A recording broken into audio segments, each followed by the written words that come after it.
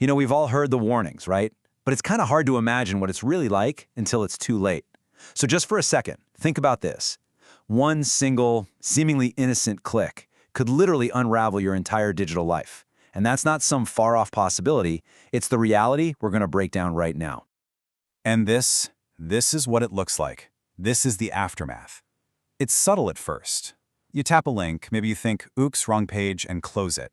But a few hours later, the chaos begins. Suddenly, you're locked out of everything. Your profile picture gets replaced with some crypto scam, and your friends start getting messages from you asking for money. It is a full-on digital home invasion. So the big questions are, how in the world does this happen so fast? And what can we actually do to stop it? Don't worry, we're going to walk through exactly how these attacks work. And I'll give you some simple but really powerful tools to make sure this never ever happens to you. Okay, first things first, we got to understand that the game has completely changed. The old Nigerian prince email? That's ancient history. Today's threats are way more sophisticated, they're personalized, and honestly, they can come from pretty much anywhere. Just look at this number. 3.4 billion. That's how many malicious phishing emails are flying around the internet every single day. So at its heart, phishing is really just a crime of deception. It's a type of social engineering, which is just a fancy way of saying it's not about hacking computers. It's about hacking people. It's about hacking our trust, our curiosity, or our sense of panic. Scammers will pretend to be your bank, a delivery service, even your boss, all to trick you into handing over the keys. And yeah, it's definitely not just email anymore. Scammers are now using AI to write perfectly convincing, personalized messages. There's smishing, that's when you get a fake package delivery alert on your phone. Then there's vishing, where someone actually calls you, pretending to be from tech support or your bank. And they even set up traps on social media, posing as fake customer service agents just waiting for you to ask for help. Okay, so that's the threat. It's big, it's smart, and it's kind of scary. But here's the good news. Your defense doesn't have to be complicated at all. Let's talk about your three-step defense. Just a few simple habits that will shield you from the vast majority of these attacks. Step 1 is all about creating a pause. This is your first line of defense. Before you even think about clicking that link or opening that attachment, you've got to train yourself to just stop. Take 5 seconds. Just 5 seconds to actually look at what you've received. So what are you looking for in that 5-second scan? Well, first, check the sender. Does that email address really look right, or is it a weird jumble of letters and numbers? Then, look at the greeting. If it's your bank, they know your name. If they're calling you Dear Valued Customer, that's a huge red flag. And finally, feel for the pressure. These attacks almost always try to make you panic. Your account will be closed or act now. They want you to react, not think.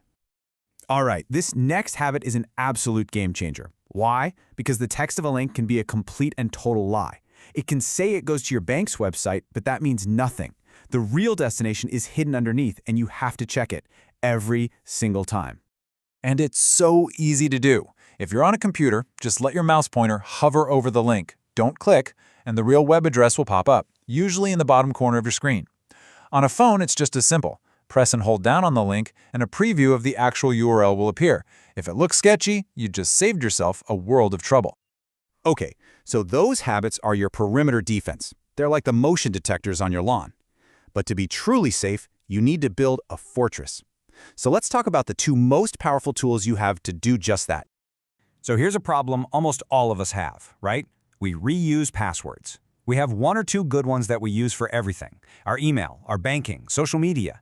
But if a thief steals that one key, they don't just get into one room. They get the keys to your entire life. The fix? A password manager. It's like a digital key ring that creates a different, super strong, unique password for every single site. That way, if one account is ever compromised, the damage stops there. The rest of your digital fortress is still secure. Seriously, I want this to sink in for a moment. If you only do one thing after hearing all this, please make it this next step. This is, without a doubt, the single most effective thing you can do to protect yourself online. And that step is turning on multi-factor authentication. You'll often see it as MFA. Here's what it means. Even if a criminal steals your password, they still can't get in. Why?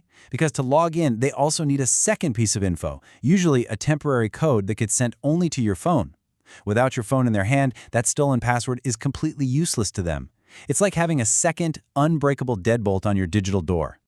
And let's be super clear about something. Doing all this, the 5-second scan, the hover rule, using these tools, this is not about being paranoid. It's not about living in fear of every email and text.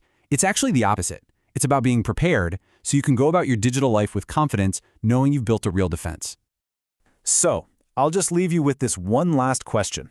After all this, think about your own accounts, your own digital life. Is your front door swinging wide open with a reused password and no second lock? Or have you built the fortress that's going to keep you safe? The power to do it is right there in your hands.